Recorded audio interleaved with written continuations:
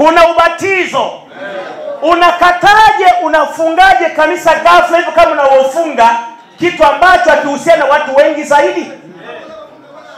Tulitegemea kama kwa ungekuwa kufunga kweli, kwanza tungepewa notice ya siku 14 au siku 21, ili kama kuna wafanyakazi mliokuwa mwajiri basi muwape likizo, ili kama kuna shule za kanisa basi zifungwe kwa utaratibu wanafunzi kurudishwa makwao, ili kama kuna hospitali ya kanisa wagonjwa wapewe rufaa waende kwingine,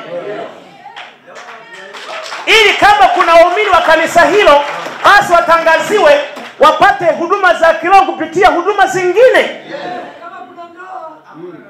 ili kama kuna ndoa ama zisogezwe karibu ndani ya nusu fungu haraka haraka, ama wasimamishwe, wasilipie kumbi, wasitoe mwaliko kwa watu wengine.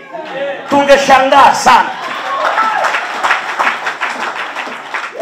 Lakini cha pili, tuna utaratibu mzuri sana wa kisheria ambapo kila mtu anayekosea lazima aitwe asikilizwe kwanza.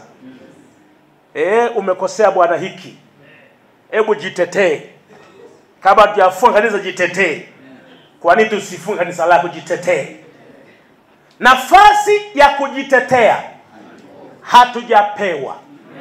Kwa hiyo tuna confirm wazi kwamba kanisa letu halijafungwa.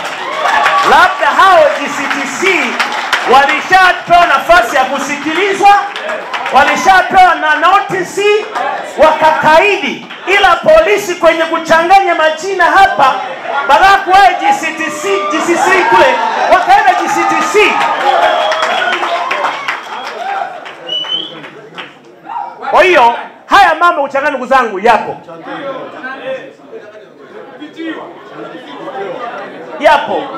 Majina yamefanana yapo. Kwa tutoe wasiwasi wa waumini wetu. Kanisa letu halijafungwa.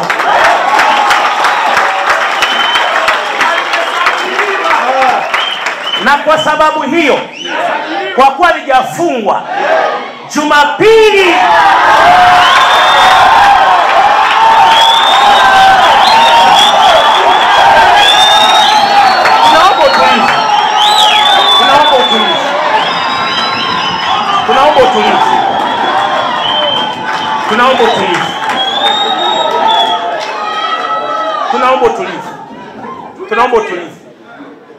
Tunaomba utulivu. Na kwa sababu kanisa letu halijafungwa, ila kwa sababu ya hofu iliyoingia waumini wetu kuona utepe, kukamatwa, kupigwa mabomu, wameogopa na wameshindwa na kanisani, wakiamini pengine hili katazo pengine la kweli. Sisi tumefuata watu wa kanisa letu kuiombea serikali na kuiheshimu serikali. Kwa hiyo akaona kama ni serikali imefanya hivyo, hatuna haja kupambana na serikali,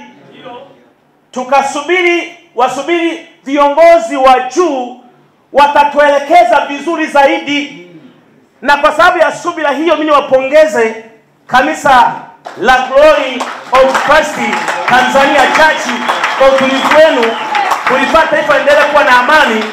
Sasa rasmi Glory of Christ Tanzania Church, Jumapili tunaendelea na ibada kama kawaida.